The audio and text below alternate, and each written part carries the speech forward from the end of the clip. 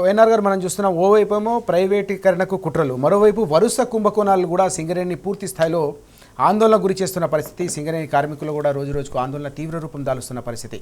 వరుసగా వెలుగు చూస్తున్న ఈ కుంభకోణాల పరంపరను ఎట్లా చూడాల్సిన అవసరం కనిపిస్తుంది. దీని వెనుక దాగి ఉన్న కుట్రలు కావచ్చు, కుతంత్రాలు కావచ్చు, పంచాయతీలు కావచ్చు, వాటాల పంచాయతీలను ఎట్లా అర్థం చేసుకోవాలి. కేసీఆర్ గారు సింగరేణి తెలంగాణ ఆత్మగా చూసుకొని ఆ కార్మికులను లాభంలో భాగం ఇచ్చినాడు. వాళ్ళకు జీతాలు కాదు. సింగరేణి కోట్లకు 10,000 కోట్ల లాభం వస్తే లాభంలో 18% 20% ఇచ్చినాడు. ఏ ఇయర్కి ఆ ఇయరే కారుణ్య నియామకాలు చేసినారు. అట్లా కార్మికుల్ని కాపాడుకున్నాడు కేసీఆర్. ఎందుకంటే కేసీఆర్ తెలంగాణ ఆత్మ ఉంది, తెలంగాణ ఉంది కాబట్టి ఆయన తెలంగాణ కార్మికులు అంటే ఆయనకు ప్రాణం కాబట్టి కాపాడుకుండు. ఇది పోయినసారి సింగరేణికి మీరు ప్రకటించిన లాభం ఎంత అండి బట్టి గారు? మీరు చెప్పండి, మీరే చూస్తారు. 6,000 కోట్లు ప్రకటించారు. వస్తే 6,000 కోట్ల లాభం వస్తే మీరు ప్రకటించిన 2,400 కోట్లు. మరి మిగతా 4,000 కోట్లు ఎడిపోయినట్టు. దేంట్లో భాగస్వామిని చేశారు మీరు? కేసీఆర్ ఇచ్చింది కాబట్టి తప్పదు కాబట్టి 2,400 దాంట్లో భాగస్వామ్యం చేశారు కార్మికులకు. మరి 6,000 ఇవ్వలే మీరు. ఎందుకు అని అడిగితే సమాధానం చెప్పరు. ఎందుకు అని కేటీఆర్ గారు ప్రశ్నిస్తే, ఎందుకు అని హరీష్ రావు గారు ప్రకటిస్తే, ఎందుకు జగదీశ్వర్ రెడ్డి గారు ప్రశ్నిస్తే సిట్ నోటీసులు పంపిస్తారు. ఇది ప్రశ్నిస్తే పోలీసు వాళ్ళతో దౌర్జన్యం, సిట్ నేయటము, దాని మీద కొన్ని నోటీసులు పంపి ఈ నోటీసులు పీటీసీలు ఏం పనిచేయవు. మీ దుర్మార్గ పాలన అంతం వచ్చింది. రెండవది సిఎస్ఆర్ అని ఒకటి చెప్పిండు. మొన్న మెస్సీ అనే వాడు వచ్చిండు కావాడు, ఫుట్బాల్ ప్లేయర్ వచ్చిండు. వస్తే ఈయన ముఖ్యమంత్రి గారు ఆయన మనవన్ని వేసుకొని అన్నీ వేసుకొని ఇంతకుముందు మాట్లాడి సోషల్ మీడియాలో తిరిగినాయి. కేసీఆర్ గారు మనవని గురించి ఏం మాట్లాడినారు అనేది. చిన్న పిల్లగాని తీసుకుపోయి ఆడికి తీసుకుపోయి 10 కోట్లు ఆయన షో యొక్క కాస్టు మెస్సీది 10 కోట్లు.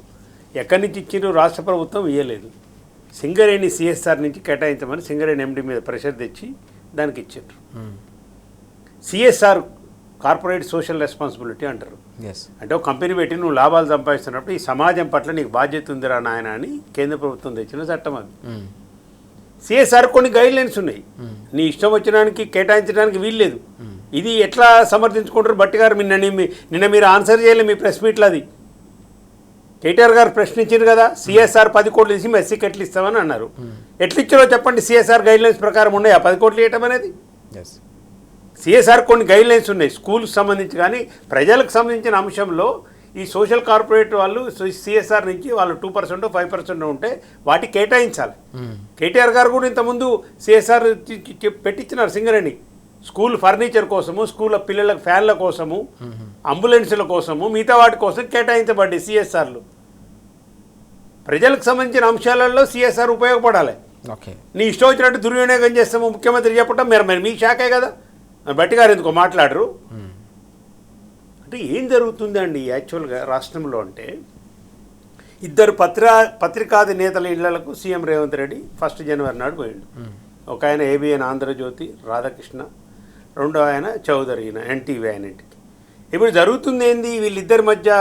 నిన్న బట్టి గారు ప్రెస్ మీట్ మీరు గమనించారు, 2-3 అంశాలు చెప్పినారు ఆయన. మరి సీఎం స్పందించలేదు. మరి ఎందుకు స్పందించి ఏమన్నాడు ఆయన? ఎవరి కళ్ళల్లో ఆనందం చూడటానికి ఈ రాతలు రాస్తున్న రాధాకృష్ణ పేరు కూడా పెట్టి రాసి చెప్పినాడు. ఈ తొలగించుకో, ఫస్ట్ వీటిని సరి చేసుకొని మళ్ళీ నువ్వే రాయాలని చెప్పిండు. సంతోషం, రాసిండు, చెప్పిండు ఆయన. మళ్ళీ దానికి నేను స్టాండ్ బై ఉంటున్నాను ఆయన చెప్పిండు. మరి ముఖ్యమంత్రి గారు దీంట్లో ఏం మాట్లాడరు. జరుగుతున్న దాంట్లో మరి ఏంటి గోలేంది ఇలా మాట్లాడరే అంటే ఏం జరుగుతుంది అంటే రాష్ట్రంలో రాజుగారు పాత కాంగ్రెస్ వాళ్ళని, మొదటి నుంచి కాంగ్రెస్ సిద్ధాంతాలను నమ్ముకోనున్న పాత కాంగ్రెస్ నాయకులు, బట్టి విక్రమార్క గారు కావచ్చు, అటు ఉత్తమ్ కుమార్ రెడ్డి కావచ్చు, కోమటిరెడ్డి వెంకరెడ్డి కావచ్చు, వీళ్ళందరూ మొదటి నుంచి కాంగ్రెస్లో ఉన్న నాయకులు. వీళ్ళని ఒక ఉద్దేశపూర్వకంగా వీళ్ళని అణిచివేసే భాగంలోనే ఇప్పుడు టీడీపీని పూర్వవైభవం తీసుకురావాలని పిలిపియటం. రెండవది బీజేపీ అండతోని బీఆర్ఎస్ని పార్టీని ఇక్కడ తెలంగాణలో ప్రభావాన్ని తగ్గించడం కోసం చేస్తున్న కుట్ర అనేది స్పష్టంగా మనకి 2 విధానాలు రేవంత్ రెడ్డికి స్పష్టంగా మనకు కనిపిస్తున్నాయి. ఈ 2 విధానాలు మనకు స్పష్టంగా కనిపిస్తున్నాయి. అందుకే సింగరేణిలో జరిగే ఆయన బావమరిది కానీ మిగతా వాళ్ళకు 6,000 కోట్ల scam, Singareni privatisation, MDO system, site visit certificate, ఇవన్నీ దాంట్లో భాగమే. ఈ పంపకాలలో వచ్చిన తేడాలలో బట్టి విక్రమార్క గారు ఎట్లా నన్ను చేయకుండా ఆయన కూడా ఎట్లా తీసుకుంటాడనే దాంట్లో ఘర్షణలో భాగమే ఈ తతంగం అంతా బయటపడ్డది. ఓకే. ఇక ఆయన చెప్తాను నేనే రాసిన అని ఆయన చెప్తారు రాధాకృష్ణ. అయ్యా రాధాకృష్ణ గారు మీ దాంట్లో వచ్చింది జనవరి 17, బీఆర్ఎస్ వాళ్ళు కేటీఆర్ గారు ముందు తీసుకొచ్చింది జనవరి 14, 15. ఓకే. దీన్ని కాపీ కొట్టినావు నువ్వు అయ్యా, అది గుర్తుంచుకోను. నువ్వు చెప్పక ముందే బీఆర్ఎస్ పార్టీ ప్రెస్ మీట్ పెట్టి కేటీఆర్ గారు మాట్లాడినరు, బయటికి తెచ్చింది మేము. మరి ఎందుకు క్యాన్సిల్ చేసినట్టు బట్టి గారికి ఒక ప్రశ్న ఇస్తున్నా. ఏ అక్రమాలు జరగలేదు, సైట్ విజిట్ సర్టిఫికేట్ బీఆర్ఎస్ టైంలో ఉందని అనుకుందాం కొద్దిసేపటి. లేని అబద్ధాన్ని మీరు వాడినరు, నిజాన్ని లేని నిజాన్ని అబద్ధంగా చూపించారు. మరి ఉంటే ఎందుకు క్యాన్సిల్ చేసిరు బట్టి గారు టెండర్లు? అన్ని నిబంధన ప్రకారమే జరుగుంటే నేను హరీష్ రావు గారు అడిగినట్టు ఎందుకు క్యాన్సిల్ చేసినారు చెప్పండి. ఆరోపణలు వచ్చినాయి కాబట్టి క్యాన్సిల్ చేస్తున్నాం అన్నారు. ఆరోపణలు కావాలి, మీరు చేసింది పచ్చి మోసం. అందుకే మీరు క్యాన్సిల్ చేసిండ్రు గిల్టీ.